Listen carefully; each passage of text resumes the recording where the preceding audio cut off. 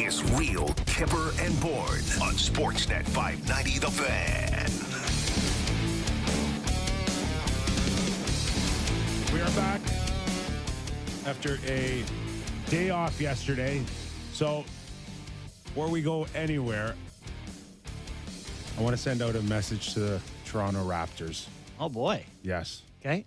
Did not see this Will coming. Lou just left. I got a little bit, I always get my little tidbit on the Raptors and what's going on as in we passing. Transition in passing. But want to tell the Toronto Raptors, if you're going to take us off the air for a full day for your NBA trade deadline, the least you can do is do something. Something. Sammy, something. I actually think it's a bigger story that they did nothing than that they did something. Like it's a bigger statement that they did nothing than the fact that if they had traded Gary Trent or Fred or one of these guys, like it's pretty insane they did nothing. We don't need to get to the nuts and bolts of this, but I'm pretty flabbergasted. But which means they weren't sellers and they're but they stink. Going to make the playoffs. Yeah, but they stink. But they can make the playoffs. Yeah, great. I mean, lots of crappy teams make the playoffs in the NBA, and then it's like, oh, yeah, you get to play your bitter rival Boston Celtics and watch them whoop you in the first round. Sounds like a really fun experience. Can't wait for that. The MLSE probably likes a couple home gates. Hey? Oh, yeah. Well, there'll be more than a couple because if they get through the play-in, maybe if they're higher in the play-in, then they'll get a couple home games on that, and then you'll get at least two. So a little extra money, I guess. A little extra money to pay Masai's salary. He's doing pretty well. Let's not get into it. Well, besides the Raptors, got a lot of people watching and listening because they are intrigued by the Toronto Maple Leafs going into this weekend. They're back. Long break, as was well documented earlier in the week by us. Yes. It feels like earlier in the week was 10 years ago. I can't remember the last time we did a show. I know it was Wednesday, but it feels doesn't... like at least a year ago. I know. And maybe it's just the fact that I lived a year of tweets from a lot of pissed off people about my fake trades, Kyper. I think we might have a hit on our hands here.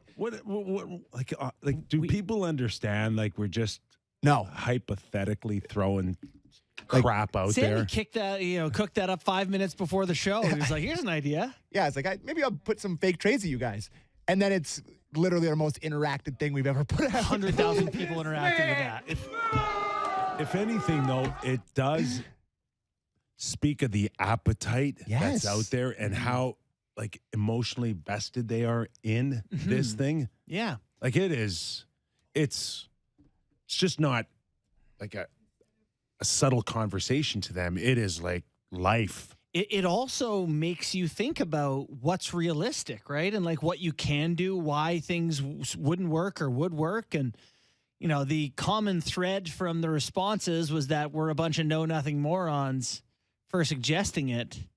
Yes. I've just, it's been remarkable that, every so often a new reply has poured in and just put another smile on my face. Like the one we just got recently, it's just simple to the point. This is bad. You will never be a general manager ever. Oh my God. The only replies to it are me going, I don't know who Steven Lorenz is, and Kyper going, I'd do that if I were the Leafs. That's all we said about the trade. Oh, I love that I dragged you Does guys. Does that not give us some indication of what the next, 18, 19 days will be like? Is that it? I guess so, eh? Which is great. Dubas is thinking about it. He's being asked about it. There's stuff's happening. Well, boys. we got a terrific show for you. It is what we consider still off the rails Friday. Oh, yeah. But no Doug McLean in about 40 minutes. Sorry, everybody. Can we get Aaron Portzline to drink or something before he comes on just to keep it level? We might have to. But Doug is down and out with a cold or laryngitis, which I would think would absolutely thrill his wife. Oh, Jill's vacation is February 9th or whatever it is, 10th. Congrats to Jill. I hope not only just Jill, but maybe his whole condo building, the beach, the pickleball court. There you go. The state of Florida. The listeners to the show collectively happy in the next few we days. Miss you, Doug. Yeah, we do. But sure. we got. I love listening to you when I'm on.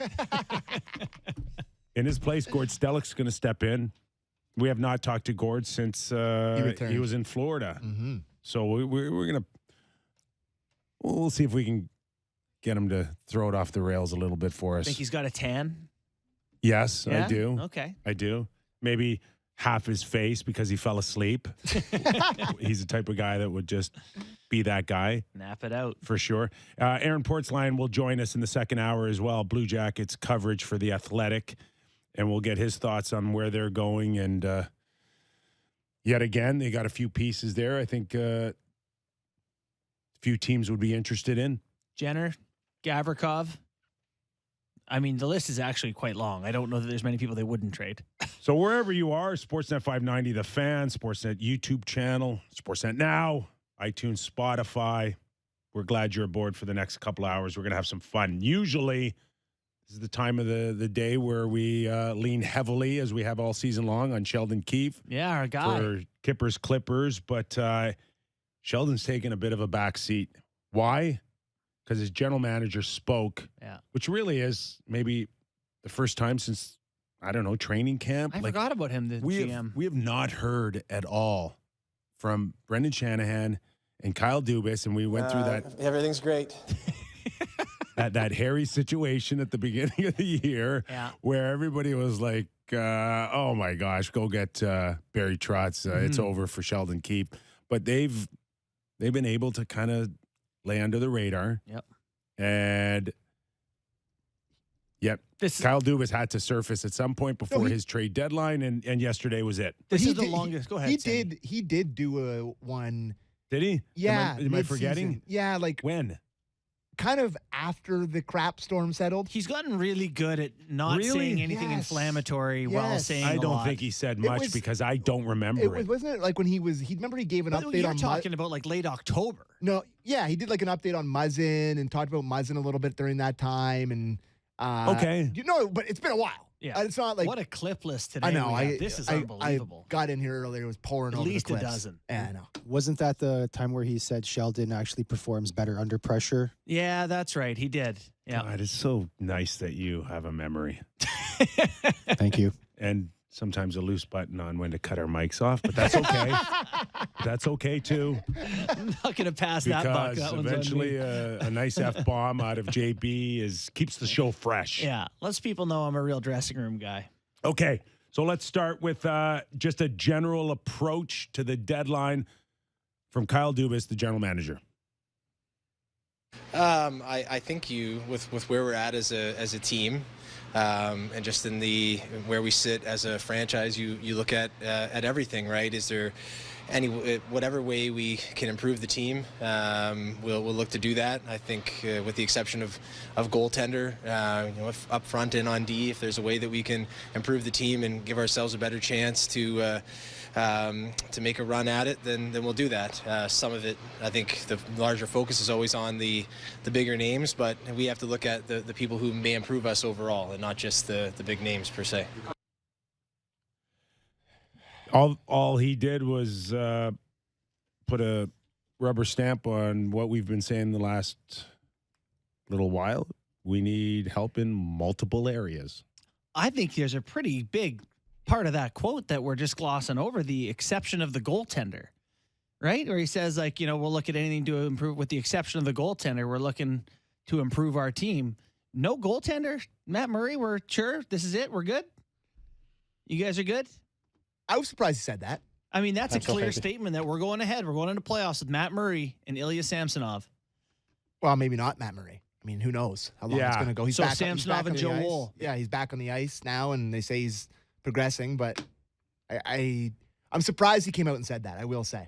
Because I'm not in the camp that they need another goalie. Yeah, 3 weeks to sort this. The fact that he just comes out right and says that they're not even considering it, I'm surprised.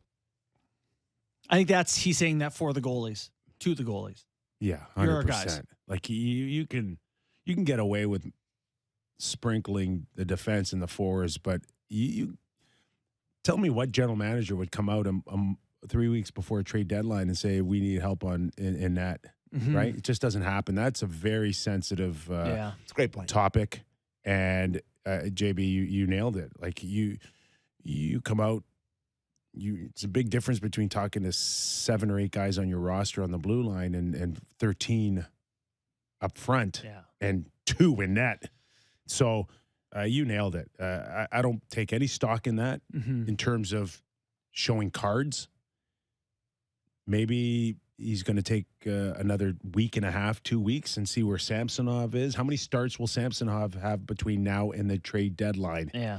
The only thing that I think has been established at this point is Samsonov is the guy we have to get ready for game 1. I don't believe that there's enough time for Matt Murray to turn and make people believe that it's his net like he had just, a month and a half ago? Yeah. Like we were all lit towards the side that it was going to be Matt Murray's net to start anyways. It felt like they wanted it to be with the way they dished out starts. If he's not in the lineup for another 10 days, 2 weeks, how many starts do you think this guy's going to get ready for a game 1 scenario? This is completely leaning towards grooming Samsonov It is to leaning. at least start. It's leaning, but you mentioned a month and a half ago, like there's more than that to go. It can flip again. There's 10 games before the deadline, Yeah. including tonight's. With a guy who's on IR. Mhm. Not Yeah. enough time. No. No. So Matt Murray is going to, I don't know, I'm not going to say he's the backup yet, but it seems like it is leaning towards Samsonov's way. The other thing in that clip is him. Go ahead. I was just going to say, do we have a clip on him talking about goaltending We at do. all? We do. outside We that? have a clip of him Can breaking we down. follow his that goal. up? Yeah, go for it. And just stay on this for a split second? 100%. Well, I think Matt got back out skating today. He'll go on IR just because we just need the roster space, and it's past the 7-day window. But I think the thing with Matt is that he had an injury early in the year, came back and played great for us. So this will let him get to work with Curtis Sanford and get back rolling. It's not a huge concern.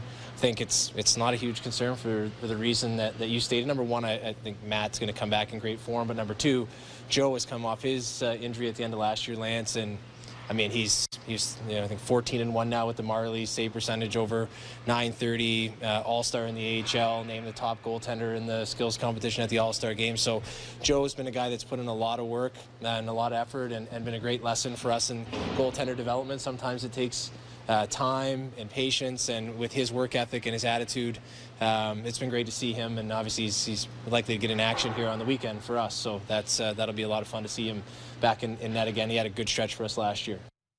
Wow, that's a ton of information there. Well, I mean, he was an all-star in the all-star thing, so must be good.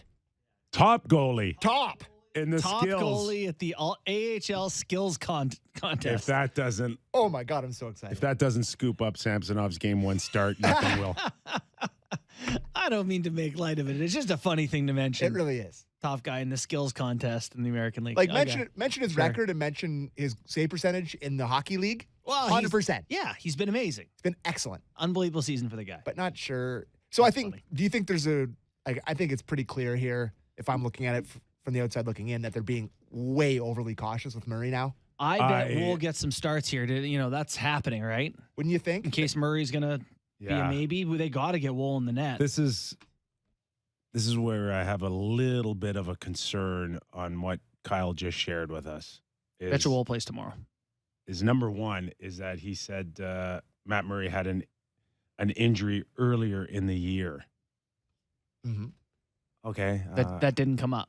How earlier in the year, and why wasn't it addressed then? And why is it crept back up? And like, did you miss it earlier in the year? No, Did he not? Was he not as forthright in the information of how he was suffering earlier in the year? Like, Yep. I got nothing but like a little bit of red flags here on this earlier in the year. Was he talking about when he missed the month and a half earlier in the year? Is that what he's getting at? I don't know. Yeah. I don't know. But like the whole thing is still kind of stinky to me about the Friday His health and his. versus Ottawa warming up and not starting, yet staying on the bench and still not being in a position. I'm sorry, but this just does not happen every day in the NHL, where a guy's not healthy enough to play, yet is healthy enough to sit on the bench, and then not healthy enough in the post-game comments to say that he could have gone back in. Like the whole thing was weird beyond belief. Joe Wool, baby, get to know him. Because there's no guarantee Murray's going to be good to go. And he's still not healthy. No. And it's been a good break. Too. It's a goaltender with an ankle injury, which is a goaltender with a high ankle sprain. That's trouble. Do you want to talk about the difference between me as a skater with a high ankle sprain and a goaltender with a high ankle sprain? It's like your support joint. Ankle seems very important. They don't necessarily go away very quickly. Yeah. That's not good. Not good. Nope. Little bit of a concern. Kyle just said not a huge concern, but a concern. Some concern. A little bit of a concern. Well, it's not good. You nailed it when you talked about the parallels between him and Freddie. Like, it's eerie here now. Just not knowing what anything. the guy status is. And maybe or they is know going to more be. about Murray than they did about Freddie, but it just feels very similar. Yeah. The other thing in that comment that I was going to bring up is he mentioned, it's not just the big fish. We need to look at anyone who can improve us overall, right? All throughout the lineup. And I look at what previous Stanley Cup champions have done, Tampa Bay doing Gaudreau and Coleman, Colorado doing Manson and Lehkonen. Those are names, but they're not the biggest names. And I look at right now who's available with O'Reilly and Kane and Taves. Chychrun. The names, the older guys I just mentioned, I'm not sure if their value is as big as their name. But to me, here's what I see from Dubas. Managing expectations. Because if you come out here and say, we're going big fish hunting, big whatever. Game hunting. That's it. You don't hunt for fish. You're starting to sound like me now. Just make 2 years, bro. Just make crap up. As my wife says. Yeah, 2 years now. But that is there. I think it's just managing expectations so that for Leafs fans, it's not like we're getting Meyer and Chychrun. Honestly, that horse left the barn. No, I think he brought the horse back in. He said, we're just aiming lower. Don't you think? No. He could say anything he wants, but the expectations are you're getting out of the first round or you lose your job. Like, how can you manage that? That's unmanageable. He's doing his best. Yeah. Right? It is. He can try to curtail everything, but hey, you got a few issues. Yeah. You better find a way to clean them up between now and March 3rd or it's over. Yeah. Like, there's no managing that. No, I agree. And so, Sammy, he mentioned that he wants to improve at forward and D, but then we have a clip as well where he says he also doesn't want to trade their big pieces. Which clip is that? On Matthew Nyes. You got asked about, basically is Matthew Nyes, like, when you're thinking about trade. Yes, he was alluded to, so you can play that clip here. Every single trade discussion that we have, we're at the part and where we're at as a franchise where can't necessarily say no to anything right off the hop.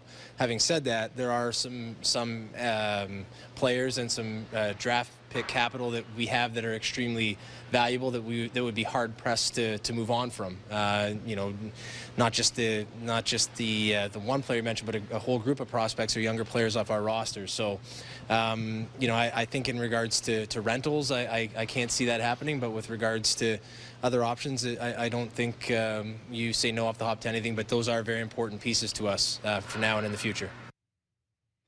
So those are important pieces. We'd like to hang on to those, but we'd also like to add at forward and D. Yeah. Doesn't really add up, does it? Yeah, it can add up. Okay. Yeah. How does it make sense to you? Expectations, right? Managing expectations. Yeah, but I mean, if you just check that on the side here, he basically said that we're not going to spend first rounders for rentals, but we will look at Matthew Nyes for something more substantial. The other part of that, and I made this comparison to Sammy before the show, is like It's like, when a boxer says they're retired, and Conor McGregor, MMA guy, retired 9 times, and they're like, yeah, and then we'll pay you more to come out of retirement. That to me is what's happening with the knives in the first. Is him saying that we don't want to move those pieces or important pieces, just so that people who want them, they have to pay up. Well, now you're getting into reading tea leaves a little bit, because there's 2 things that you do when you go public like Kyle did, is that you send one message to your fan base, but you also send a message to any other team that's listening. Yeah. And that's what I got out of it. And, I talk, you hear in your inner circle of things. And one of the things that I had heard in the last, 24 hours is that the Leafs are obviously focusing on a D-man, and they're targeting Jacob Chychrun. I heard some things. So, Really? for me, very consistent from what I heard out of Kyle is that Jacob is not a rental. If I'm able to pull this off, we guarantee ourselves 3 more cracks at a Stanley Cup with Jacob Chychrun at 4.6, and that would be worth giving up a Matthew Knives for. Yeah. That's what I heard yesterday. Yeah. I have an article coming out on Sportsnet That's today. juicy, Kipper. You're going to take a day off and you hear juicy things? Yeah. On sportsnet.ca, I've got an article coming out on the Leafs power play struggles and how, you'd mentioned earlier in the year how it has gone down in the postseason the three years in a row. It's actually 6 of the 7 past playoff years. Wow. That it's declined, and considerably. It's gone down significantly in terms of that. One of the things that has happened, and thanks to Sport Logic for their help on this, is passes completed, as in puck movement, has gone down in the playoffs. And that, to me, is who facilitates the puck a lot. It's the guy at the top, Riley, going side to side and puck movement. And I did think while I was writing that article, if you had someone who could move it around a little bit more, it opens up seams more, and it keeps things. It gives you those chances to get into the dangerous spots a bit more. So I do think that someone like that would really help, their power play. And knowing that there would be a tremendous price to pay, I think Kyle, again, has left himself open with some of his comments.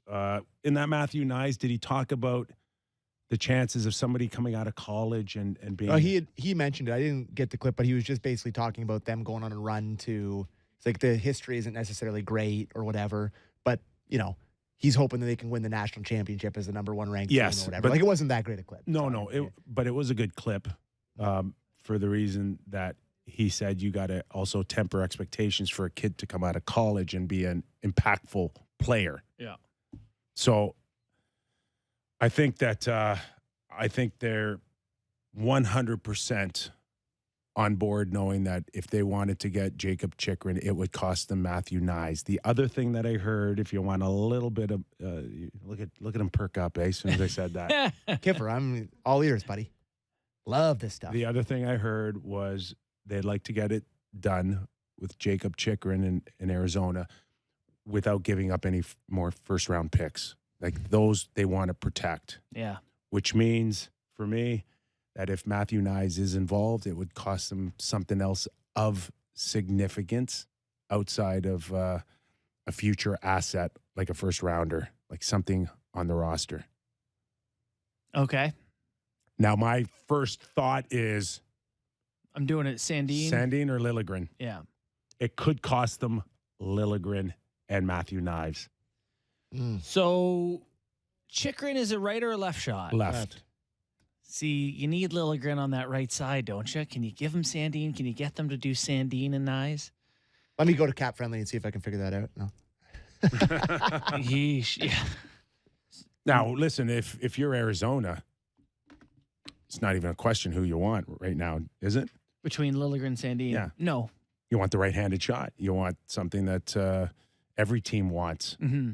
Young, puck-moving, right-handed shot. I mean, if I'm the Leafs, here's my response to that. Okay. You make that move? Yeah, I do. Knies and Liljegren? Yes. And a second rounder or third rounder, but not my first rounder. Yeah, I think so. I just think it when you win a Stanley Cup, you have impact pieces and players. I've always been of the belief that game breakers and these sort of elite guys make the difference. You look at the best players in, NHL history, they win cups. Timothy Liljegren's an excellent hockey player. But, what is he, a second pair right D who's going to get 30 points and doesn't defend all that great? Like, it's not that I don't think he's good. I'm a Liljegren convert. I've come around. But to me, he's a lot more replaceable if you can add someone at the top of the lineup. I still have fear about Nyes. Like, Nyes can easily be that guy that for a decade, people are going, but how do you trade Nyes? But not in this window right now. Well, that's the thing. It doesn't line up. But you can watch him score 35 goals as a power forward for all, it can hurt that one. So, yes, I would do it recognizing where they're at with their superstars and their curve and all that with some trepidation.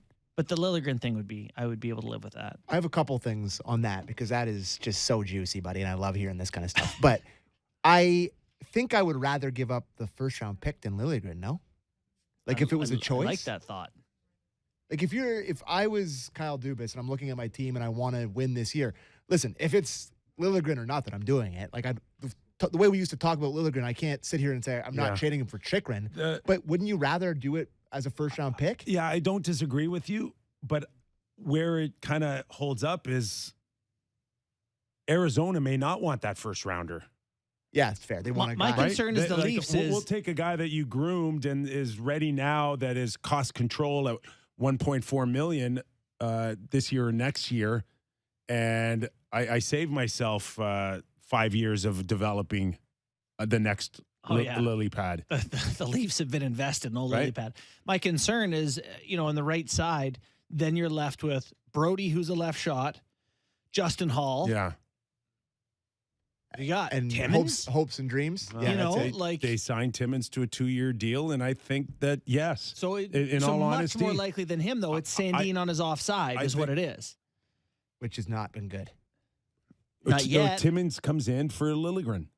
Oof. I just can't see Timmins in, Sandin out in playoffs. I can't. But I get your point. As a right 5'6". shot. Yeah. Though No, Timmins is a 5'6". Yeah, he's a 6. Yeah. Okay. I'm just saying Sandin to me is a better player. It's Hull and Timmins with your right-handed D. How do you feel about that? A lot better knowing that Chychrun's 1 of 4. Yeah, me too. That's true. So you got, at that point, Riley's second pair, really. His numbers with Hall haven't been bad, by the way. That's just such a team changer. Like, it pushes Riley out of a spot. But just having a guy like that immediately in your top 4, it's just such a team changer. I wonder how it is coming out of an environment like Arizona, playing in a college rink for trying to lose to suddenly being like out of the frying pan into the fire. You're the guy against Tampa in round 1, fella. Yeah. All right, we grab. Stop the show. Where do we go from here? Where do you go? Where do you want to go? You want to go to? Why don't we do the clip that you liked about playing the opponent? Well, we'll get that towards we go to Columbus because they got. But let's not forget they play tonight. Hockey game. Woohoo! Sammy and I doing Leafs talk after. Dubas now on the thought of matching up against the Tampa Bay Lightning. I like this one. Yeah, I think our hope and how I look at it is we have to control those 30 games that we play, and we have to put ourselves in the best, regardless of who our opponent is and where we're at. We have to, number one, we have to secure our spot there. I think the minute that you start to take your focus off of being at your best night in and night out, and competing night in and night out, like you see now, Florida's, they're firing on all cylinders and they're coming. Buffalo, they're coming. Ottawa went into the break hot and they're rolling along. Detroit's had those stretches as well. So I think the minute that we start to lose our focus is the minute that we're going to really start to give it back, and that's not what we want to do. Our hope is to continue to chip away at it, put together a strong month here, and then stack that on with next month and see if we can chip away at the lead that Boston has. And I think, as everyone knows, Tampa's right there on us. So we can't take anything for granted for a second, especially in this division, in this conference. You know what, Sammy? Can we go right into his playing the lesser teams, and then we'll just kind of perfect. Overlook all of that. Yep. Well, I would like us to play really well against the non-playoff teams. Those are important points for us. And frankly speaking, I think we've been a bit better this year. But these are areas where I'm looking to see growth from our team, right? And going back to the previous question about what the rest of the stretch means, you're always looking for signs of growth, and I think this is a stretch for us to do that. These are important games for us. They're 2 points every night, whether we're playing Boston or Tampa or playing teams that are currently outside the playoff picture. So these are important for us and our own growth. And then with regards to Austin, I think it's good to see him back on the ice and skating, but we're going to be very cautious, obviously, with him and where he's at. And he's obviously non-contact today. He'll need to be in contact before he gets back in. See, I got so much out of those two. So much. Good. Glad someone did. And that is like, we're not mailing in 30 games here. We're not cruising towards focusing on playing Tampa Bay. He hates his team the last few years, giving up points to the Montreals and the Buffaloes and the Arizonas. It's driving him nuts. Yeah, it's driven us all nuts. Okay? We have that in common. And to sit there and say that you're one of the top 5 teams in the NHL this year during the regular season, and he thinks that they're a bit better than last year at that, a bit better. Okay. Like, come on. Like, he's pissed. Yeah. Yeah. Which is a good thing. Yeah. But if they're just a bit better here, then like, something's wrong. We should have nipped this in the bud, is what he's saying. Mm-hmm. To not be able to play well against lesser teams, leaving points on the table here. So I think that was a stern warning to all of those players, is that I'm watching you. It's just, for me, Kip, I'm so obsessed with playoffs right now. And I know it's February 10th. I know that's stupid, but like all those playoffs, these games, like I kind of feel for the players going into playing Columbus, Chicago, or whatever it is. Like, he's giving them the warning, we should be better. Like, be a pro. But How does about it that? tell us anything about their odds against Tampa Bay? I think yes. Okay. I think if he doesn't see the growth, then it should be a bit of a warning to you, is that you shouldn't trust them in the first round like you haven't trusted them for the past 6 seasons. This at that time of year. Yeah. He's looking for growth still. He hasn't seen it. Yeah. Here he is in his, 4th year as general manager? Just and like, he's looking for growth against lesser teams. People lose to these teams, though. It's the NHL. Boston's lost to Arizona this year, Seattle. Nobody's lost like they've lost. No, they've had their share of. Yes. You can't try to compare the Leafs to other teams in this fact. They cost themselves how many points last year? Losing this really does, though. Just losing to Buffalo. Losing to Montreal. This really does feel like if you went around the league and looked at everyone's schedule and asked their fans, Tampa Bay getting shelled by whoever it is, Boston's lost their share of games to bad teams. Like, yeah. I don't know. I that agree includes that it's 2 been playoff a thing. losses to Columbus and Montreal, who you should have flat out beat with your eyes closed. Yeah. Easily. Yeah, for sure. And I feel like that issue spoke to a bigger issue about lack of killer instinct, right? That was the theme after the postseason, lack of killer instinct. I don't feel like that's as relevant to this team. Anyway, that's all right. We got maybe we want any more of Kyle Dubas, or are we good? Well, what about his contract situation? He was asked about being in Toronto and staying here and all that. Does that interest you? Yeah. Okay. Sure. What do you think, Kyle? Yeah, I mean, Toronto's been great. It's great for my family, and I think more than anything, it's the people here are. I love coming in every day and working with the people. So, I never take for granted a day working in the league in any role whatsoever. And Toronto's been great for our family, and we'll. I don't focus on the end of it. I just focus on every single day giving my best for everybody inside the facility.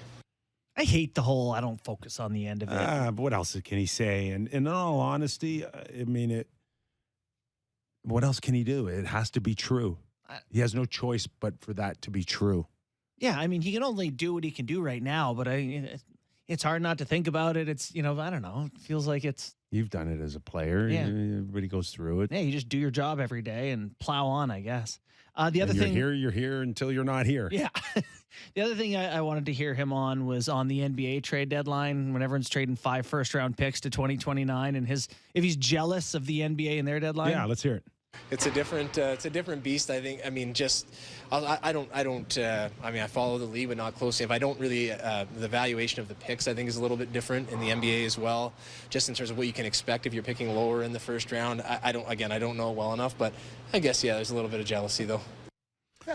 So yesterday I wrote for the Toronto Star my column, and it was based on that, on the NHL being in a situation where it seems like everybody's thirsty and for true bigger names available, and it's just not there. And with all due respect to Bo Horvat, in theory, was that a true blockbuster? It's fringe, Okay, right? just- He's got 30 just- goals. He's not. He's a Blockbuster, big deal. Just- more of Netflix, I'd say. Just your is enough to know that answer. close, he's close. That, yeah, well, as close as you can get for a guy that just scored 30 goals for the first time last year. I know he's going to do it again this year, but he's just now starting to get into of that cut line of being a very good player to potentially a star. Is he Pascal Siakam in terms of league-wide importance? That's a hell of a parallel. I have no idea. It's really from left field. You know, a guy that you like who's fringe all-star. Sure. Anyway. Hey, Pascal made the All-Star team. Did he make it? I A thought- bunch of guys got hurt, so he made it. I did throw it out there that the NBA's probably kicking the NHL's ass in that type of talk or that type of enthusiasm. And why is it possible? Bigger names and the fact that you've got, I don't know what the number was, to over 200 that either had no moves That blew and my no mind. trades. Most interesting part of your article. I think you said 231 players Yeah, in the something NHL have close. control over, Yeah. not full, but like some trade Even protection. limited. 230 It's players. a mind-numbing number. And do you know how many in the NBA had it? Like what? Like 2 guys? One. Yeah. One. full Bradley move. Beal, right? Yes. Yeah. So, of course, it's more interesting. No one knows where they're going to live. Does everyone rent in the NBA? Probably not. They have lots of money. So part of my article had 2 case scenarios in Leaf history with these type of clauses. One was with Daryl Sittler. The other one was with Matt Sundin. One was handled by Punch Imlach, and that's been Old Punch didn't come off great in the Ballard doc. well, by the way, boys. yes, exactly. So, and then Cliff, the professional, the class act that he is, handled it how you would expect to be. Mhm. And that is, players have options, negotiated in good faith. Matt's had his rights.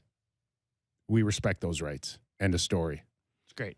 So here we are in 2013, and with so many of these no trade or no movements, you just wonder if nothing changes with the CBA and you're still dealing with these things, where is that fine line between respecting them or giving some players a good nudge to say, I got to get you out. I don't care what your contract says. You have to get out. It's crazy too, because the NHL, you look at the big trade board that everyone has and every different network. It's the top 5 guys. It was Bo Horvat, Tarasenko, both had no move clauses. Kane, Taves, O'Reilly, no move, no move, no move. I mean, all the tradable guys have protection. Which brought me Which to my stinks. last point in my article, and you can find it on my Twitter account, Real Kyper, is if in fact that things may go a little sour again after their first round, where are the Leafs with Tavares with 2 years left at $11 million and a complete no move? Would they approach him to find another team? I don't think that Kyle Dubas or Brendan Shanahan would, but Fresh set depending eyes for who's sure. here, Fresh set eyes. Fresh set of eyes. Those eyes maybe rinsed out. Having a emergency look. eye wash station. Yes. Fascinating. I don't think they would.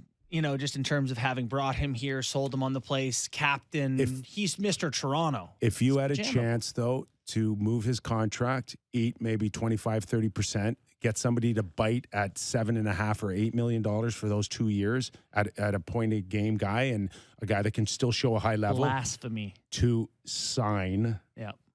Willie Nylander. Yeah. This is Get his money, get Tavares' money out to sign Willie Nylander. You still think that the Leafs wouldn't approach him? Have I traded for Timo Meier in this instance? This honestly, John Tavares has been a unbelievable Maple Leaf. An unbelievable Maple Leaf. He has produced. What does that mean? It means he's produced. He's point a been game. a leader. Yes, Which he's done. Bank a point Which a he's game. done with the New York Islanders. This is what his 5th year of being a point per game guy. 5th year of not getting out of the first round. I understand that, but it's just, to me, it would be so hard to say to a guy, "We signed you on this vision. The vision is executed. Yeah. You've lived up to your end of the bargain." He hasn't. They haven't gotten out of the first round. Was that the bargain? Well, you just assume that you got him to get you over the hump. We can't get over the hump, and we're not trending over the hump as is. Yeah. I have to do something. I can't say that the logical brain in me doesn't hear and agree with what you're saying. However, the loyal human brain in me says, Yeah. you just can't. Pajama boy. You just can't do it. Sammy, what do you think? I like it. Hey, a little it's- bit. I mean, if it means having to sign Willie Nylander, I do it. Absolutely. But I don't think the Leafs would. I wish we were having these conversations after multiple Stanley Cups. That's the one that truly breaks my mind. It's like, you think about the Blackhawks winning those cups and having to break up the team and trade guys out. And it's like, we've had these conversations with nothing. You don't. You think that the Leafs would be interested in Timo Meier? Yeah, I do. I got a proposal for you. I don't see it as, first of all, as being anywhere near as high of a priority as the blue line. Yeah. Chychrun changes things for sure. Okay. He defends pretty well too. If you are in a situation of picking one for Kyle to hit a home run, where are you going? Chychrun. Timo or Chychrun? No, it's Chychrun. Okay. Yeah. Chychrun. It Clean is for me. sweep. Chychrun. Yeah. Okay. All right. So we're all on board there. Yeah. Meyer, he's okay. We got to go. Let's but break. yes, We'll talk Chychrun. more with We got more on this. Which will lead us to Gord Stellick, Leaf Nation pre and post. He's joining us after the break. You're watching and listening to Real Kyper and Bourne. We're glad you're aboard.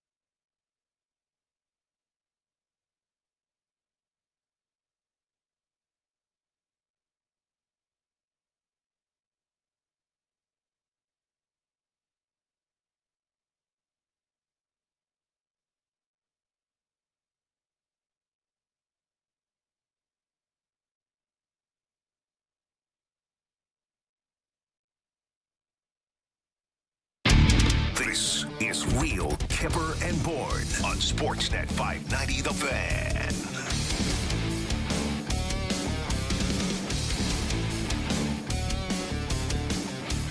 Stepping in on Off the Rails Friday for Doug McLean, none other than Gord Stellick. You were the only one that could do this. You know that, right?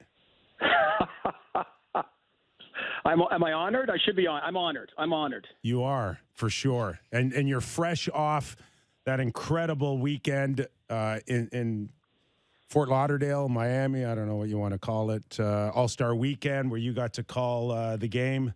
Now, is it true that you and Steve Koulias were nicknamed the Roxbury guys from the Saturday Night Live characters? Okay. At the end of the weekend, is that true? You're half right. You're half right. Okay, in that I went to the NHL function on Saturday night. We didn't get there till like 8ish because we were covering the game, and it ended at 10:30. And then I went back. We were sharing an Airbnb to be cost effective. So it was kind of like a Big Brother episode, a reality show.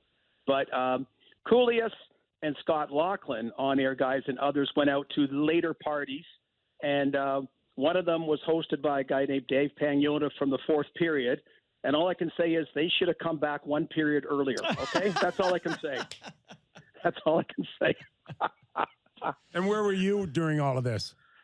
Cool. I was thinking about my next appearance on Real Kyper and Bourne, so I was up studying in that on a Saturday night late, and then I went to bed early so I'd be refreshed. And finally on Friday, I got the call from the bullpen from Sammy. So I'm excited. You got to be ready. I'm like Mariano Rivera. You got to be. I'm ready all the time. Okay. Enter Sandman because you're sleepy. So I know we're going to get into the Leafs and the trade and talk and yada yada yada, but you've had a week to kind of digest all of it.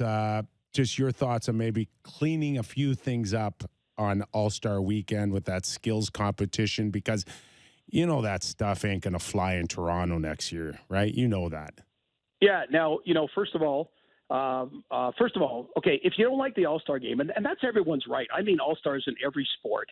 Don't watch, don't listen, don't go to it. I mean that. I'm not, whatever. It's to me, it's something I could take or leave on a national basis. But when you're there, there's a different vibe, different energy. And, of course, being on the media side, we had media day, so we get to talk, whether it's Dylan Larkins and Johnny Goodrose and Seth Jones. I mean, that part's all really good. But to get to your point, Kyper, yeah, no question. When they did it in 2000, they had the bad format about the world versus North America, and that didn't work because the Leaf players were on the world team. So, okay, that you got the game is the game. I think it's okay the way it is right now. They had to do something after that debacle in Columbus, about 8 or 9 years ago, where it was 127 to 119, and nobody blocked a shot. So the 3-on-3s, okay. You're right about the skills. There's this balance about skills, good environment, something new, novel, and something gimmicky. And so I can acknowledge they missed on certain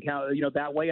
And this is a chance for Toronto with our environment, I think, whatever, to do things maybe outdoors. I don't know, but you're 100% right. It's something that always is a work in progress. So on from that to the rest of the season, 30-some games left. We got 10 Leaf games to the All-Star break. Kyle Dubas spoke today. Not the most telling information, but he did say some things, Gord. One of those things was that, not necessarily big game hunting, but looking for other ways to supplement their roster. Do you see that as managing expectations or a reality of what the Leafs fans should be expecting at the deadline? By the way, I'm filling in for Off the Rails, and I got to tell you, Justin, Doug McLean has successfully screwed up so many people about your name, okay? I almost feel I have to catch myself. Honest to God, he's done that successfully. I have to say, first of all, Kyle Dubas' style. Jason or Justin, whatever your name is. He's screwing everybody up. But, okay, do a split screen of Joe Biden's State of the Union address and Kyle Dubas talking to the media. It sounds the same, okay? Really? Like he's way younger. It's nothing to do about age and everything like that. I mean, it sounds like when Dion Phaneuf was captain. It's just the same stuff keeps coming at you about the process, and I don't know. I just get, whatever. I'm cool with whatever he does. He's in charge. I don't know the big deal about the last year of his contract. Okay. I hope he gets a 20-year contract. I hope. I hope you do. I hope I do. I don't know, whatever. So Hold on. I'm just wait and see what he does. I'm looking forward Hold to. on. Stop it. You cannot be cool with whatever he does. If he doesn't do anything that improves this hockey club and they don't find a way to get out of the first round, how can you sit there on our show on Friday where we need you to just come on? Well, hey, I gave a pretty good Joe Biden Dubas split screen thing. That was pretty good. Okay, I he came up has with to something. go, Gord. He has to go big game hunting here. He has to. Okay. I'm just saying I don't want to hear the terminology, the sound bites. That's more what I meant. So I'm looking forward to seeing what he does. To be clear, because Kippy, what am I on 60 Minutes? What show am I on? I thought this was real Kyper and Bourne. What is this? Is this the late Mike Wallace reincarnated by Kippy? Holy mackerel! Hold your feet to the fire. Yes, yes, so, it is. Anyway, there's no question. Like it's it's a weird thing. Here's this great regular season, but if they don't get in the first round, there has to be landmines going off somewhere. You don't have to blow the whole thing up, but there has to be. There's no question. There's no question. So whether. I mean, there's pressure every year about that. I don't believe he's trying harder because he's in the last year of his contract, but it can't be how Nick Foligno didn't work out, for example. And again, there was mitigating circumstances with injury and that. You're right about Kippy. Man, you look at what the Rangers have done. You look what the Islanders have done. What about Brendan Hagel? What about that deal last year? 21 goals to get a guy who is on a $1.5 million contract this year and next year. And I guess the Leafs were in on that particular deal. But that's the kind of thing Tampa Bay does. And that's a big part of why they have Stanley Cups beyond the Hedman, beyond the Point, beyond the Stamkos. And, it's like, give us our Nick Paul guy. Give us our somebody, whatever that's going to come. If you can't get big game like you want, Kippy, or think he has to, and maybe we'll get someone who's at least big game in the playoffs for a change. I know, but let's be reminded here, Hagel did cost them 2 first-rounders, which he's not prepared to do. Well, wait. Hey, in Toronto, they gave up first-rounders. And first of all, first-rounders are 30th and 31st for Tampa Bay. So that's one. They have given up first-rounders in the past, like in the Foligno deal and other ones.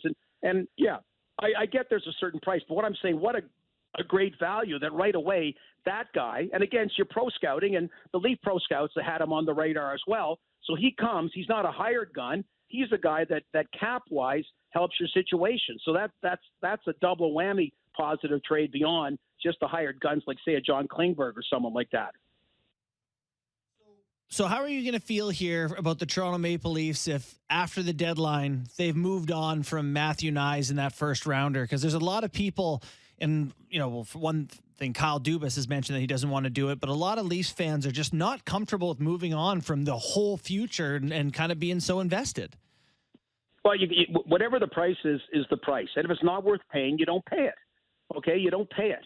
Okay, and if you endure the criticism that you didn't successfully get big game hunting, well, you're doing your job as a general manager in small picture and big picture. This is a team that is good enough to win a playoff round, that should have won a playoff round over the last 5, 6, 7 years. And I don't, again, want to hear that, oh, my God, it's Tampa Bay, because you had Montreal and Columbus in the past when it was set up for you and it didn't happen. So you have to beat a team like Tampa Bay in the first round at some point. That is a reality. I have picked them, Justin, Jacob, John, or whatever your name is. I have picked them to win the Stanley Cup this year. I just have a vibe. I have a feeling. I think there's 7 or 8 teams in the mix. I think this is going to be a year like the St. Louis had a few years ago. And the no-brainer is, if they get by the first round, free at last.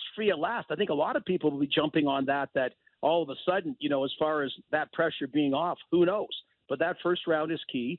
And, that's why they get paid the money. That's why they have the scouts evaluating, what they can do, should do, what price they should pay. And, yeah, that's the way it goes. Nick Kypreos, Matt Damon, Gord Stellick. You're listening. I'll take it. To the real Kyper and Bourne here. Part of Kyle Dubas' press conference included his choice words of, we're set in goal. We just got to figure the rest out. Were you surprised to kind of hear that they aren't looking for anything between now and the trade deadline when it comes to between the pipes? So, Justin, you're big on this. Where's the analytics talk gone? That's what he was brought in initially. And I understand you got to grow as general manager and all. I totally get that. Yeah. So are they still considered a number one or two or whatever, analytic-driven team as far as assessing on-ice stuff, assessing trades? I think so, yeah. It is interesting, though, Gord, because to your point, people talk about Dubas and all the number stuff, and it's like, look who he's brought in. He brought in Jake Muzzin and Kyle Clifford and Ilya Labushkin and, a bunch of guys that the Thumpers like. So things have changed, haven't they? Yeah. But, Kippy, get back to your question is, first of all, Joe Wall. Is Joe Wall the Matt Murray in Pittsburgh? Is he the guy that was killing it at Wilkes-Barre and came up in Pittsburgh when Fleury had issues and played well in the playoffs? This is intriguing now. They finally got a goalie they're developing who's playing, extremely well. So are you going to, trade-wise, is there somebody available, if it's Cam Talbot, I don't know, whatever, that you feel is better than Joe Wall? Is it a guy that, costs a second-round pick or third-round pick to give you depth? I would be okay with that, particularly now Murray adding concerns to the injury to the health department heading in the playoffs. I did find it, a little interesting you said that. I don't think Kyper, it precludes him from making a move. I think he just more was, kind of giving a pat on the back or a little vote of confidence to the current goaltending. But anytime you can add goaltending depth, particularly when one of your two starters has significant seemingly injury issues, and both have had injuries, you would have to do that if the price was reasonable, in my opinion. Gord, you've sat as a general manager, assistant general manager through trade deadlines. Is there pressure on general managers, and do you feel like people inside the organization put pressure on you as well to make a move? Would the fact that now the ball's rolling a little bit, we saw Tarasenko go to the New York Rangers, internal pressure, is that real this time of year for general managers? Kippy, most general managers will deny it, but it's 100% true. It's 100% true. I know, Brendan Shanahan has a free hand. Basically, the board lets him do whatever. The board isn't calling him or Kyle Dubas, I don't think anyway, about that. But it's human nature. And also, Kippy, the guys like your run to the Stanley Cup, it's in the dressing room. There's kind of wow, they're doing some stuff. They got expectations out of us. What we got to do, keep our game high at a certain level. But, wow, they're actually doing stuff. Now, I know Bruce Boudreau will use an example, the 2010 for, and I think last year the Florida Panthers might have done the same. When you make too many moves, you that's not constructive because, you're really knocking a lot of things out of whack as far as the depth chart goes. But I think human nature, it's there.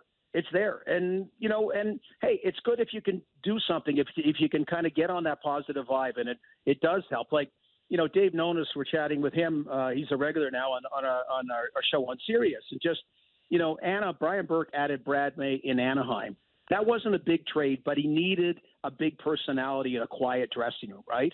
And, and those are the kind of ones, think of our buddy Steve Thomas years ago when Anaheim added him at the deadline. He went on a tear there. So Kippy, big game hunting is one thing, and I agree with you. But if you can get the ingredient, identify the ingredient that's out there that your team, maybe another team is not the same, right? But that your team will add that kind of value. That's another intangible. Oh man, the year we won the Stanley Cup in '94, it was the pressure from Mike Keenan on Neil Smith to get things done. We were a first place team, and Keenan would be the type of guy that would constantly tell Neil Smith, we can't win with this guy. We can't win with this guy. We need this guy to win. We need this guy to win. And that was just almost, I'm sure, daily. Yeah, well, as you know, Kippy, and there's a great books about it and stories, and that probably was, Mike Keenan seeing a power void there he could seize, and he may have had Neil Smith's job and Neil may have been out, shortly thereafter if Keenan hadn't done the St. Louis deal, right? Basically that set up the modern day tampering rules about executives, coaches, or anybody moving from organization to organization. That there's the strict. But he did that days after or weeks after they won the cup. But yeah, that was that. I don't know if there's another one quite now. He was almost like Bill Belichick with a boss above him. It wasn't a boss. Keenan was back then. So, there's another element, though, Kippy and Justin, about what coaches, really have the GM's ear. What used to be more dangerous, I mean, now there's more corporate setups, but if a coach had the boss's ear, like the president or the owner's ear, right? And all of a sudden, that person's on the general manager kind of getting the side information from the coach. But, yeah, that was a good example of that. You're right. He's Gord Stellick, Leaf Nation pre and post. Tonight, Leafs Jacket on Sportsnet 590. The Fan. Coverage starts at 6:30. Gord Stellick, Gunner, Coolius. I don't know. Who else do you want on the show? He's got them all. Gord Stellick. Hey. We got them all. We're going to let Steve Coolius rest and all that stuff, relax, and he can enjoy watching the game or listening to the game on our airwaves. How about that? Fantastic job filling in for Doug McLean. Fantastic. I didn't think you were going to be able to do it, but I didn't bring up the guy that fired Doug, and then he talks about it all the time, right? I left that one alone. Doug can do that next Friday, okay? Have a great weekend, Gord. Have a great call tonight on your show. Will do. See you guys. Thanks, Gord. Stellictricity. Hey, what has more value? Matthew Nyes or the Leafs first? I'm telling you right now, everyone that I've talked to, the stock that has gone up for Matthew Nyes in a short period of time has been well received around the league. I would hope that Kyle would be using that in the negotiations. Like I had someone to me, DM me they'd rather see the Leafs trade their first. Yeah, than trade Nyes. 100%. Yeah. And I'm like, I would hope that Kyle would almost be Pushing leveraging the stock of Matthew Nyes as a top 10 pick. Mm-hmm. Yeah, it's like this isn't a first. This is a guy who's panned out since draft. Maybe less question maybe marks. one of the most dynamic power forward not playing in the National Hockey League today. Leafs fans wouldn't like that, would they? in a few years, like to have that in the lineup, Sammy? You want this guy? Yeah. I am giving you Jeff Carter. I am giving you the best prospect, the best power forward prospect in the world. What are you giving me? Yeah. That's the way I hope Kyle's addressing. By the way, the Jeff Carter thing was an accident that I mentioned his name, but you mentioned him in the potential Sundin trade. That was the story that back with Matt Sundin not lifting his no move that nullified a trade for Carter. A Carter and a first from the Philadelphia Flyers. Leafs fans can never have a big power forward here. I don't know where the hell I found that out in whatever year that was, but that was a big thing with Leaf fans. It's probably from Kyper when he was on Hockey Night in Canada. Was it? I don't remember what I had for breakfast. But so there was a very weird time there with the Sundin legacy because of that. Well, it wasn't just Matt's, but then it kind of it grew to the Muskoka 5. Mm-hmm. Is that what we used to call them back then? So I think there was Caberlet involved, Darcy Tucker involved, Matt's, maybe McCabe. I don't know. But some of them had partial to full no moves, and it got a little frustrating towards that time where you could get something back for them, but maybe some of them shut it down. The Muskoka 5 sounds like something criminal happened. Like it sounds terrible. And the one thing that I did stress in my my article yesterday for the Toronto Star was, listen, I get it. I'm an ex-player who, if you can get it, get it. Don't upset your family. Have control. Yeah, 100%. All of it. Yes. Like, I don't care. I understand giving up $500,000 for it. Can't sell the sizzle. That's not on me, right? Your league became a little bit more boring because of these. Not my problem. No. I currently have a mortgage, and I know where I live, and I am my kids in school. Negotiated in good faith. And usually in exchange for money off the deal. Sometimes, yes. 100%. I'm sure for a guy like Horvat, he didn't get a full no move from Lou all the way through. He got first 4 years and then partial after that. Tarasenko had one. still got traded to the Rangers, which was always one of his teams. Mm-hmm. Doug Armstrong always had the ability to trade him in the last year and a half to the New York Rangers. The problem was you couldn't because of the cap issues. Now, has it come out at all on how much St. Louis is paying off his contract? Yes. I think they retained 25%, or was it 50? I heard 50. It was 50, I think. Yeah. So, right, that was never on the table. Mm-hmm. Doug Armstrong hates no movements. But it's for half a season and retaining money. Fifth of the season. But the only way Doug Armstrong was going to end up with a first rounder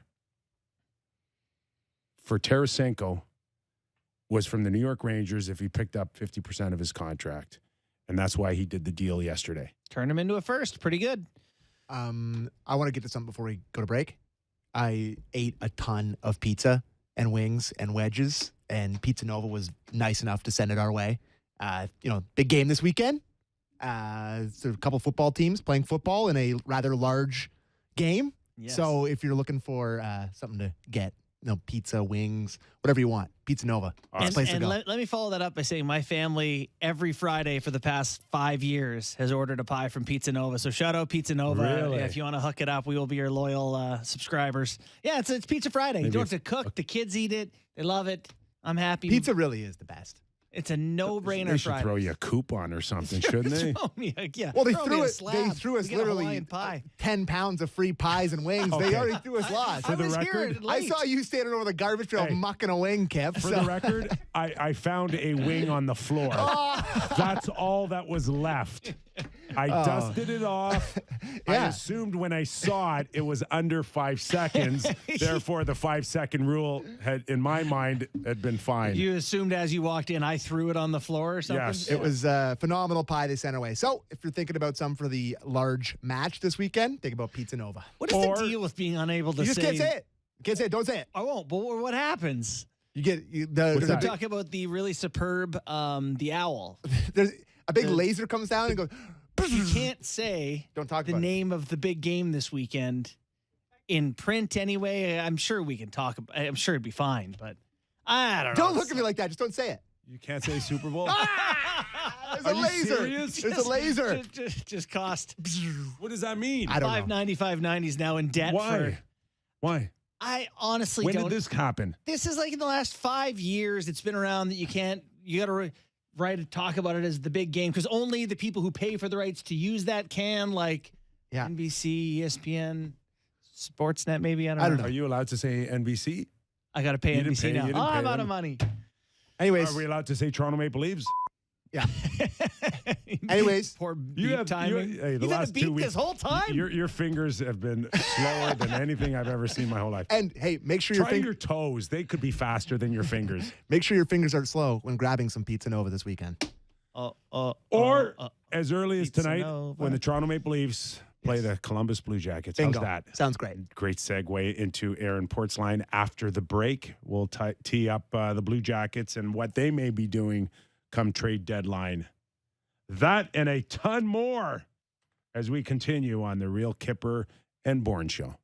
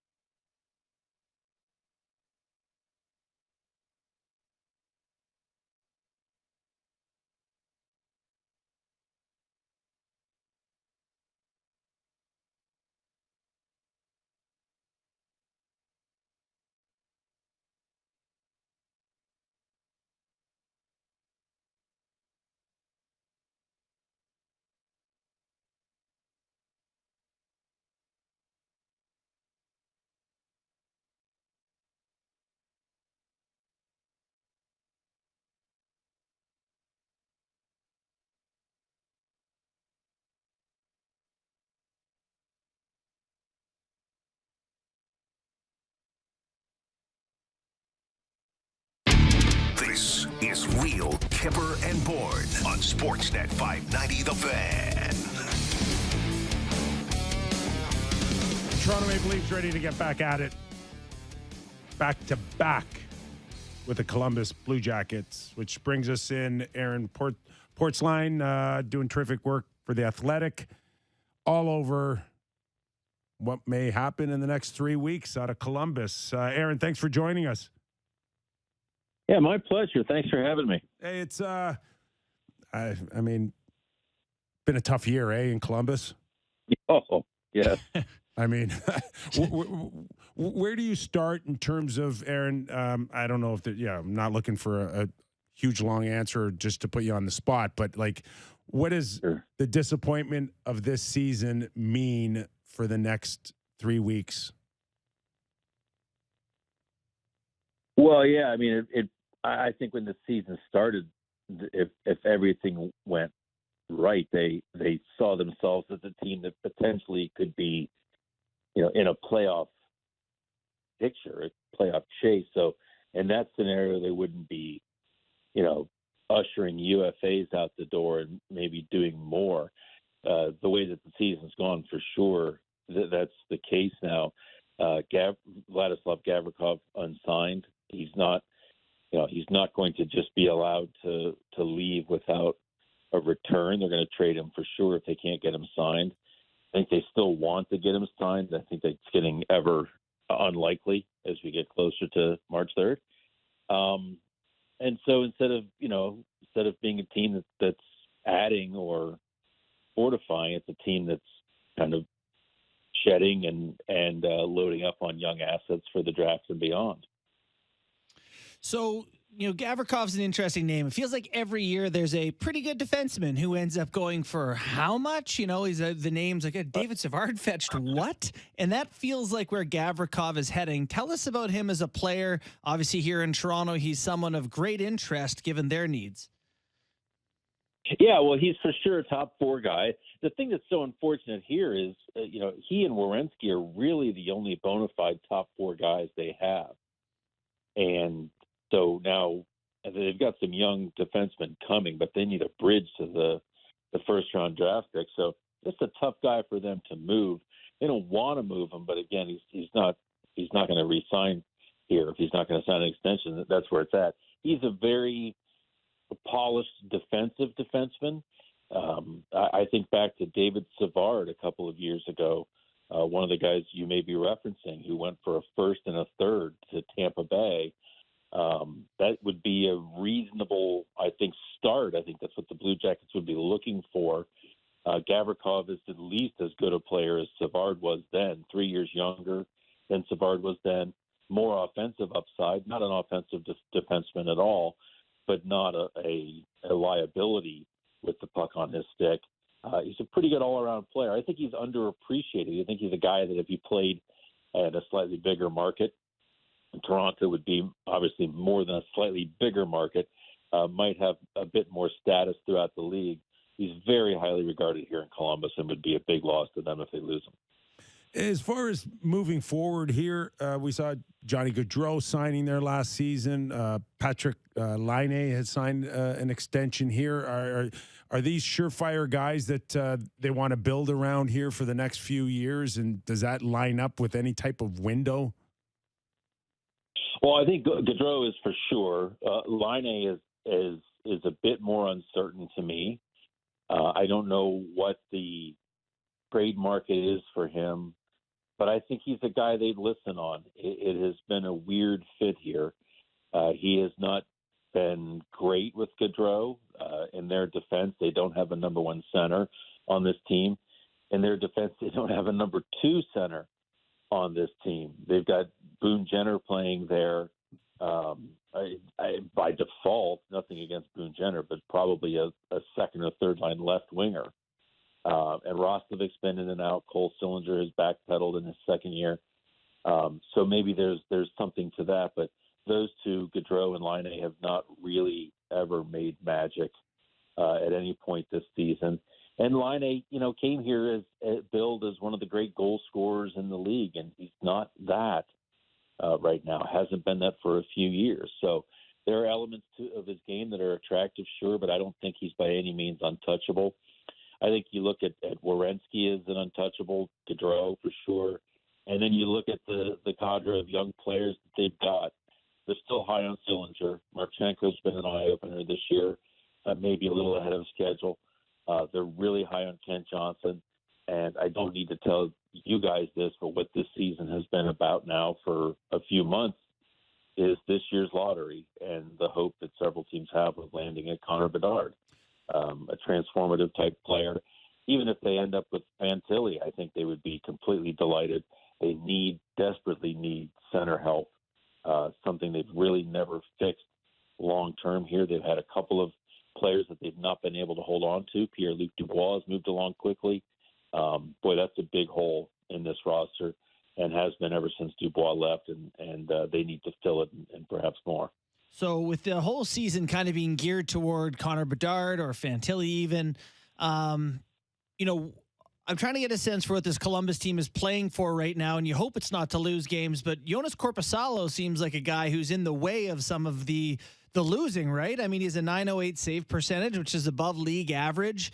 Is he someone that's a part of the long-term plans there? Another name that could potentially be on the way out? Well, I think he's on the way out, and it's an awkward situation. They've got their wagon hitched to Elvis Merzlikins, who's in the first year of a 5-year contract. He's been really not good this year, and there's talk around him of work ethic issues that need to get straightened out as well. That's not a pretty picture. The young guy that's coming, Danil Tarasov, is probably the future in goal. They're in a weird spot where their best goalie, Korpisalo, and you're right, his numbers are above league average, but they're way above this team. Look at all the other goalies on this team, and then look how Korpisalo's numbers really jump out. I think he's played his way into being a tradable asset, which was not the case last year, ended with hip surgery. The other guy that they would move, and it's going to be similar to a Riley Nash trade a couple years ago, where Nash was injured and they traded him, I believe, to Toronto. Yeah. Is Gus Nyquist, who's got a shoulder injury, is not going to play again for the Blue Jackets this season, but could be back very late in the season or in the postseason for a team should he be traded to a contender. We're talking to Aaron Portzline from The Athletic, who covers the Columbus Blue Jackets. It's a blink of an eye, and it's been 10 years for Jarmo Kekalainen in Columbus. And I'm just wondering, does he get another 10 years to try to fix this? Or is some people going, 10 years is a long time. Maybe we need somebody else to try. Yeah, well, Kyper, I don't know if it's 10 years. That seems rather bold. Another 10 years.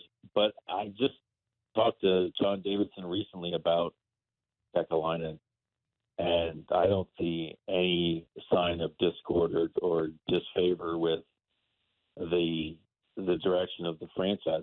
I think, for Brad Larson and Jarmo Kekalainen, these injuries this year have given them cover. Largely, they got up to just a horrendous start, even when they were mostly healthy, worrying start, and then came the injuries at a rather alarming rate. But there's some fundamental flaws with this roster. I think they thought this was going to be a quick rebuild. They even pushed back against the use of the word rebuild. It was restart. They would correct you. This was just going to be a quick one, and that was all on course until this season, where it's all really falling to pieces. We'll find out next year. There's always next year, right? Yeah. But you look at the team. There's center depth, major issues at center, major issues top four defense, and the goaltending is wildly unsettled. Other than that, they're in great shape. The only good thing going for Jarmo is you could still blame Doug McLean. You always blame Doug. It's been a number of years since I've heard that, but it's never out of season. He's a regular on our show, and we just blame him for everything we can. And the good part is we know he doesn't listen to us when he's not on the show. Never. Yeah. Well, that's great. The, looking at the struggles of the Columbus Blue Jackets so far this season and, trying to make sense of where they go from here. Like, so they they get one high draft pick. You know, there's a lot on the plate of Brad Larson. How do you judge Larson's performance as a coach? As a first-year guy, he's had injuries. The team has holes. It's just so hard to know going forward what they have in their new coach, isn't it? It is, and this is the second year. Last year, you looked at him and you thought, okay, so many young players, and this is a teaching job strictly. I mean, I think it changes. I think the roster changes when you put Gaudreau, Line. This becomes a performance type job. They're still very young, but I think Brad Larson's going to be evaluated after the season. I think they recognized where the season's going a long time ago and decided not to make a move. I think they're still looking at their young players and seeing, okay, Kent Johnson's on pace for like mid-30s, 40 points as a full-fledged rookie. Marchenko's is going to push for 20 goals down the stretch. There's some stuff here, if you look at it, you could say some of the young players are finding their way in a difficult league under difficult circumstances. But I think it's a job that's got to be evaluated after the season, especially if you land a Bedard type. It's becoming a different team. You're asking the driver of your truck now to drive a race car, if you want to look at it that way. And is that the same driver? I think it sometimes is a different person. I think all of that's going to be evaluated after the season. But I don't think Larson's a job that's in question right now. I think I think this is, again, fully the players aren't tanking. Players never tank. But management has been fully on board with this finally being the year where Columbus does it. If you look even through the Doug McLean years, one of the complaints you hear about McLean and after is they were never quite bad enough to land the Crosbys, the Malkin, those guys. They were always in the 6, 7, 8 range. And the years that they've been really bad was the Ryan Murray draft. And we know where Ryan Murray's career has been. So the only number one pick they've ever had was Rick Nash, and Doug McLean traded up to get Rick Nash. They've never landed that number one pick, so maybe this is their year. Aaron, the other thing that stands out to me in this organization, and, all kidding aside with Doug or Jeff Rimmer or John Davidson, Yarmo, and certain players, is what a great place it is to live, be, the support, all of it. Yet there seems to be an issue with keeping guys or keeping names, from the Breadman to Goalie Bob to Pierre-Luc Dubois to Seth Jones. Where is the disconnect between how great it is to be there and why players can't or don't want to stay? Well, I think the biggest issue is the biggest issue that the fan base has with the organization. Is the city is, no one's ever left because of the city. No one's ever said, I can't live here. This place is just too boring for me. Most people get here and think, well, this is bigger than I thought it was. It's better than I thought it was. The question is, can you win here? And as great as it's been to have an NHL team here, and as above average as the support has been, it's really an incredible level of support when you realize they've never gone on a playoff run here. They've won one series in 23 years, right? They've not picked the team up, the city up, and carried it with them for 2 months in the postseason. People still talk about 2019 as the playoff run. They won a series. They got beat in the second round. They beat Tampa. It was a great story in the first round, but they didn't make it past the second round. We call that the glory year in Columbus. I mean, it's tough because people will constantly say, "Geez, what's the crowd support been like that?" And I look around and I think there's a lot of markets that you put this success in front of the people for 20 plus years, where it would be a graveyard in the arena. And they've sold the place out several nights this season. The crowd's been very engaged. They want it desperately. But I think players feel like they want to win.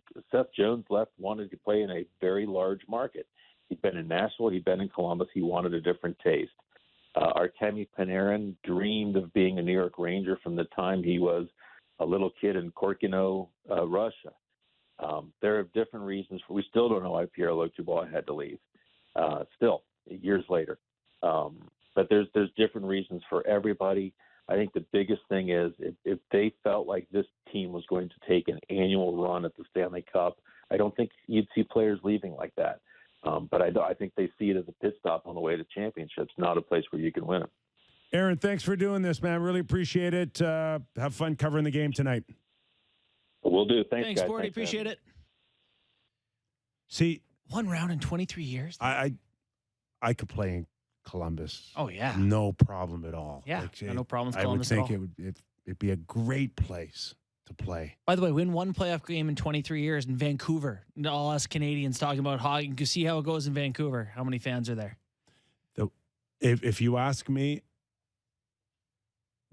that's the team that needs Connor Bedard the most. Columbus. Yes. That's my ideal landing spot for him. I actually left that interview hoping for that and went into it hoping for Chicago or Philly or something. Let's have a Columbus run. Market needs is one player that someone could say, I want to play with him. Mm-hmm. And that would be Connor Bedard. And that would change everything because we saw it. We've lived through it already. If you go back to 2004 with Sid, right? Remember how bad Pittsburgh was? Do you remember bordering bankruptcy and can't get people to go? And then Sid, the rest is history. Just a bunch of dry tinder laying around Columbus, and he could be the spark and just set that place on fire. No joke about Vancouver, but anywhere. One playoff round in 23 years. The glory year. The glory year. It's very funny. Hilarious. You can't put that in many places in the NHL and not have empty dysfunction. Seats. I mean, look at the Buffalo Sabres. They have great fans in Buffalo. They struggle. Yeah, I think Columbus is a great spot for him to land. East Coast, playing in a really relevant division against lots of good teams. You see him a lot. I think that'd be a really good spot.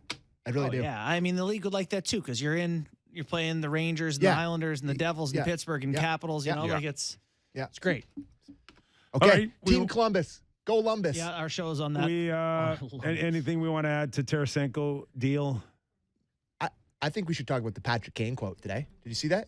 I did, yeah. Would you like me to read it? I just want to, as far as Tarasenko, anything you want to add or anything to it? Do you think that this was a huge coup by the New York Rangers to get him? I do, yeah. You do, eh? No, I don't know about coup, but with the retained money, that top line right now is Panarin, Zibanejad, Tarasenko. Who do you want to have the puck? Nobody? No. It's got a chance for sure. They could win a cup I don't know. He's a little strange for me, Tarasenko. I don't trust him. I just don't trust him. I will say, he's got like 37 points in 48 games or something. He's a talented guy. Yeah, like if he gets it in the slot, he can shoot it in the net. He's finicky. He just needs to...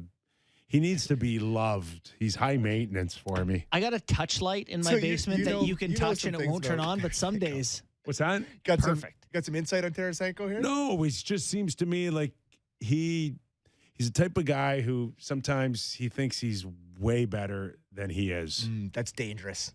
And, I know he's kind of the guy sometimes he's like, people should be looking at me like people look at Ovechkin. Well, I think what would help that is when you're playing beside two guys who are better than you. And maybe he won't believe they're better than him, but statistically, by basically any metric, the two guys he'll be playing with are the better players on his line. That might be a little bit of a reality check. Like he's the type of guy that he thinks in his mind he's going to make $9 million next year. And what is he going to make? I think for me, I mean, certainly a great playoff run and get to the Rangers to a final, and you're a big part of being on a number one line would get you on a short-term deal, maybe 8.5. But he's actually a fascinating case. Right now, honestly, if the Rangers were to go out in a first or second round, I don't know if I'd price him much higher on a short-term deal than 6.5. Someone will give him like 5 years times 7. See, that to me is crazy. He's also had 3 shoulder surgeries. Yeah. For sure. But Kipper's the Blue convincing me Jackets here a would little love bit. to have him. The Blue Jackets. Yeah, the Jackets to go play alongside Connor Bedard. Okay.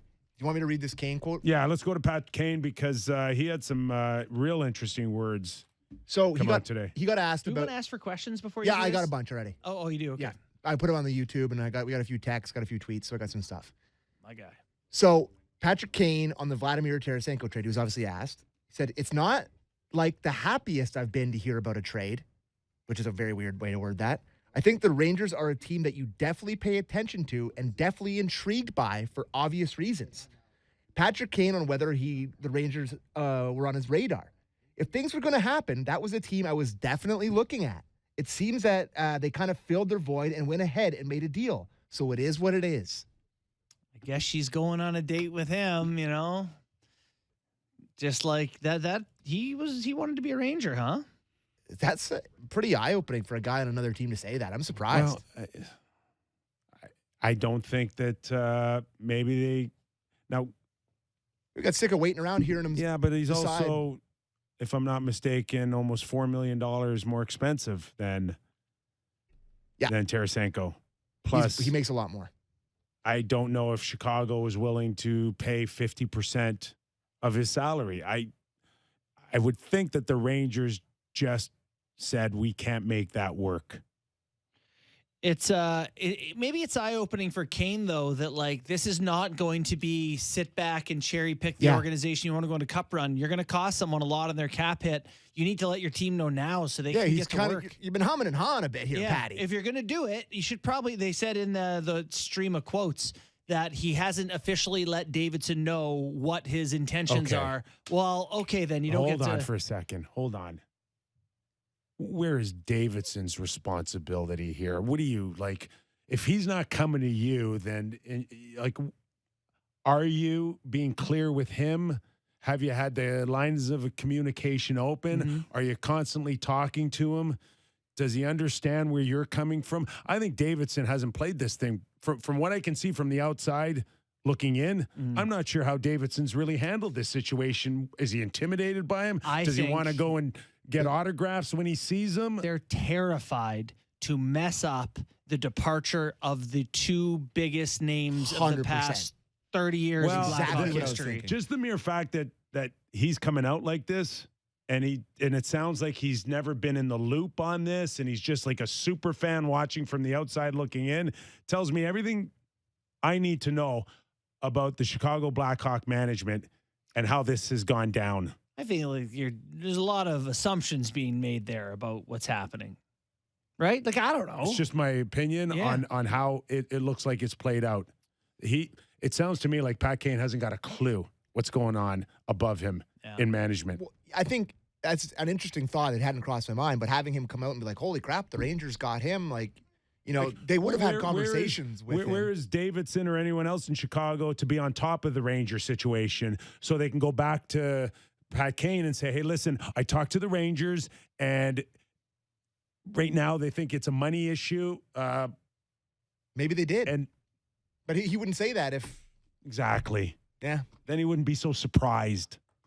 Yeah, I wonder if someone will do double it just retention. Seems like there's a lack of communication here going on between Kane, Taves, and the Chicago Blackhawks. Probably more complicated with Kane and Taves because the teams that are competing for a Stanley Cup may need another team to retain to acquire guys with cap hits that are $10.5 million. You're going to have to go through a third party to also eat some salary. And now it's like, I'm just going to get Tarasenko. Well, what's the difference? Maybe he wants to play in another team that wears blue in his original 6 franchise. Do you want that to happen? I don't know. Boy, I think so. He's still a left wing need. I think he also spoke today, if I'm not mistaken, about his health situation because that is out there and it's real. He is not healthy. Hip. I think he said it's overblown. Says the guy who would like to get traded. It sounds like he's trying to manage whatever the issues he's going on. And I'll tell you another thing. Jonathan Taves, not healthy. Really? Not healthy. God, you do not want to trade for Nick Foligno again. Here's so that JB just hit it. He just hit it. You want to be careful of damaged goods. Right? You want the quote from Kane? Yes, please. He said, I just had it here. Patrick Kane feels his hip injury is overblown. Yeah, I think so. I'm not sure what the story is, to be honest with you, but I feel better than I did last year. It's just one of those things that maybe the story leaks out and it piles up a little bit. How bad do you feel last year, Pat? He had 92 points last year, so if he feels better than that, he should be really good this year. Yeah. Here's the risk of Taves and Kane if they decide to get traded and move on, is that if they aren't healthy and they find themselves in a Nick Foligno situation, it could really hurt them moving forward. How so? You look bad. You don't look like you're an impactful player, that you cannot hit the levels that you've had in the past. I see your point. You want to sign a new contract next year. You want a 4th year, a 5th year, a 6th year. Maybe people are going to watch you moving forward, and, some nights you need off. Why would I go and sign you to a big contract in the summer if you've spent the last month and a half, 2 months showing everybody that there's been wear and tear on you? And you know who else that hurts? That hurts Kyle Davidson. That hurts Davidson and the Blackhawks, the other team, saying you were aware of his health issues. You traded me a damaged goods. Traded me someone you knew was hurt. Listen, we all sat. And with the retention, this is going to be a tough deal to make these guys. Nick Foligno. If the Leafs were able to have re-signed Nick Foligno, a healthy Nick Foligno today for the Leafs, man, would have solved a lot of issues. Wouldn't want him at $3 million, though. Didn't they try pretty hard to get him back? No, listen. I'll take Nick Foligno $3 million all day long. The way he can play now for the Boston Bruins. Would you rather have Kerfoot at $3 million or Nick Foligno at $3 million? Are you sure Nick Foligno's not going to have a back problem in the playoffs? I know, but it seems like he's been able to show everybody that it's a non-issue right now. Still scares me. Okay, that's fair. Yeah. You guys want a couple questions? Of course. Sure. We also have lots of quotes. And do you have any? Do you guys have the standings in front of you? Yes, we do. Okay. So here's the question, a great question from Fractured Wolf on YouTube. Bit of a dark name there. What's one team out of the playoffs that you guys think will make it in, and one team that's in that will fall out? Alrighty. One team out of the playoffs that I think will make it in. I know who you're going to say. Calgary Flames. Oh, no. Islanders? Yeah. Islanders are currently sniffing around. Boy. They've played so many games, the Islanders. They only got 27 left. I think the Flames are going to get in. They're not in right now. They're tied for a playoff spot with Minnesota, but they have an extra game. One of these LA, Seattle teams, I still think is going to fall out. I still think Seattle might miss, guys. I know they've been awesome. I still think they might miss. Wow. Minnesota's leaking oil right now. They big time. Minnesota 4-6 lost 3 in a row, 4-6-0 in their last 10. Squids are 4-5-1 in their last 10. Never, ever, and I'm an idiot because I've done this in the past, underestimated Sid and Mike Sullivan, and I shouldn't. But come on, there has to be one year where I'm right, where it's over in Pitt. I think those caps are the Capitals are kind of there too, right? Where it's injuries and age and signing. Who they signed Sonny Milano and Dylan Strome. Yeah. How about Buffalo as a dark I'm horse? saying my picks are Buffalo in and sorry, Sid. God, Pittsburgh out. Pittsburgh out over the Caps, both of you, really? They're 1 point behind Caps with 3 games in hand. I'm sorry, Sid. No, you're right. I can't do it. Caps. I'll say Caps. I can't. I don't want to betray my boy Sid. Ovi. No, yes, Ovi. Yeah, back to Ufa. I don't want you. John Carlson has really hurt them big time. And so I hear he'd be lucky to get back by the first round. Really? LA is really, they are kind of smoky. You see those goal differentials, and you see the teams that are in the teams that are in the playoffs. Everyone's at least +4, +5 as the lowest. -10. That usually is a pretty good indicator. So I'll say LA out and Calgary in, which isn't that exciting. All right. I mean, who are you going to pick? Nashville in or that's right. St. Louis? There's only a couple options in the Can West. only go so far. The Florida in is not that outlandish a pick either. Yeah, they just had a bad start. Feels like they are way better than. 1-3 in a row, 6-2-2 in their last 10. All right. What do we got here? Another playoff question. Which team, and this is very similar, which team do you think will give Boston the hardest time in round one? And that's from John Mitchell on YouTube. So I think Boston's going to have a tough time. Any of the teams at that bottom wild card spot, the Islanders, the Penguins, and Capitals, probably Capitals or Islanders. But the Islanders are a big, disciplined, they're not going to be fun to play in the playoffs. We're going to play the Isles 7 times. So I'm going to take the Islanders. Give the Bruins a hard time. Yeah, I don't see anybody. Just walking through Capitals, see anybody. Penguins. I do. Yeah. Sabres give the Bruins a hard time. They can score 'em. Love it. They can score. Listen, what's hard time? 6 games? Yeah, but they can't outscore their mistakes. I think they could take them to 5 or 6 games, and that's as hard a time as you're going to have in the first round. So I'm saying Sabres. I have this small fantasy of the Sabres getting white hot and catching Tampa Bay. No way. The year we won the Cup, I told you, Steve Thomas says, we didn't touch the puck the whole series. I don't think they scored a goal till game 3, in the middle of game 3. You're way to go, guys. Thanks for showing up. Might be the same thing against Boston. Fair enough. Hey, that President's Trophy curse, boys. It's a real thing. Well, and then Nick Foligno's back goes out, and Allmark turns into the pumpkin that he really is. Bergeron's lung collapses again, and David Pastrnak. Jokes. He holds people. out. What else do I got here for you guys? Here's one. Afternoon, boys. Trenton, Calgary. Love the show. Great way to get your text, Fred. Do you think Barry Trotz is waiting for not Sheldon Keefe's job, but Kyle Dubas' job? No, I think he does have aspirations of a managerial position, but I think he's open to coach again. Yeah. I can't imagine hiring Barry Trotz. That's from the team's text GM. line, by the way. Be like, yeah, he had some success as a coach. Oh, sorry, why am I hiring you as the GM? Because you got a big coaching name? I don't know. Am I crazy in thinking that's a different job? Significantly different job? Yeah, but others have done it, right? Yeah, I just can't think of anyone more recently who's done that. But yeah, no, I think he's still probably waiting for Sheldon's job first. Hey, Kyper, before we go, didn't you want to have a quick chat about your app? Yeah. So the Super Bowl. Wait. You can't say that. Oh my God, you said it. You can't link it with a company. That's right. We're about to talk about it. So it's the big game this weekend. Yes. So Large match. I want you guys to play an app that I took almost 2 years to build. Yes. Okay? Just close your eyes right now. Envision me wearing a white lab coat and having a pocket protector. It's that golden retriever. Border, give him your glasses. No idea what I'm doing. And building an app. So it's an app called Next. With a hammer and nails? Exactly. So I want you to play this weekend on the big game. You're going to get 8 questions sent to you while the game is on. Next Rewards. Download Next Rewards on iOS or Android. Yeah. You get questions sent to you, and they're no different than an engagement app for prop bets, except when you answer them, you get reward points. You don't get. It's not a money thing. No credit risk. cards. No nothing. It's free to play.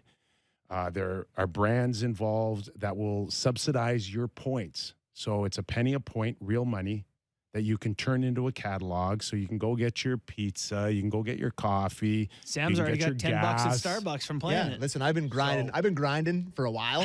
I'm one of the OGs, so I got $10. Kipper's gonna give me $10, and I'm gonna go. So we started with the NFL, which was kind of a low key kind of thing, and next week we go into the NHL. Oh baby, NHL coming, love it. So you get your free coffees way faster than anything else. Do you know the average Canadian has 6 or 7 reward loyalty point cards? I'm not surprised. Yeah, Canadians love their reward points. So during the game, you're sitting there. Yeah. You're on your phone. What happens? A question pops up. Yes. When you download, you grant it permission to notify you. Yeah. So it doesn't even matter if you're watching the game or not. A notification will come down and it'll ask you, do you think that Kansas City is going to kick a field goal? You answer yes and no. If you answer yes, you get 20 points. If you answer no, you don't get any points. But there's nothing lost. Just the opportunity. You get it right, you get points. Yeah. Yeah. And then the whole idea for me was to having a fan engagement without real betting money. We knew where it was all going with the betting money. Yeah. But there's a very large portion of people that Don't want to put up not money. yet Yeah. or not at all. Yeah. And we wanted to build something that gave them the option. Yeah, So it's a really cool idea. And then, yeah. So how does one build an app? Like, I don't mean to be whatever, Yeah. but you don't strike me as a guy who's writing code. Yeah. How many people are involved? There, How does this there are happen? companies out there, and there's a prominent one in Toronto that Okay. will build your app. Yeah. And it takes about, close to a year. And you've been troubleshooting it and working you're on in it. the ballpark of $1 million to develop an app. Wow. And this is what I've also been doing for the last year and a half. People got to click a lot of buttons to get that back on. I'm like, okay, don't look at me. Don't look at me. So if you do download, there is a bonus code, Kyper19. Yeah. That'll get you 250 points to start. Out of the gate. Love so I want you to play it, Sammy, this Buddy, weekend. I've been playing for And then- 6-7 weeks. plays every night. I'm the I OG. played a What are few you at now, times. Sammy? I'm at like 1,800 points. What kind of questions will there saving. be for hockey? Like, Power play opportunities, shots on goal, yeah. coaches challenge. Oh, yeah, that's a good one. Yeah, Goalie we're working interference on is that anyone's one. guess. We're working on that one. That's fun. Yeah, it'll shorthanded, It's very easy to use. comeback wins. Just Yeah, so listen, it's been a lot of fun. I appreciate you giving me a couple minutes to tell you what I've been up to outside of arguing with you or telling Sammy he's full of crap on his trades. So there, like I said, the enormous match is this weekend. Do you guys have a lean? Who you taking? I think it's with the exception of the Philadelphia Flyers, man. It's the Phillies year. Yeah, okay, so you're going Eagles. Yeah.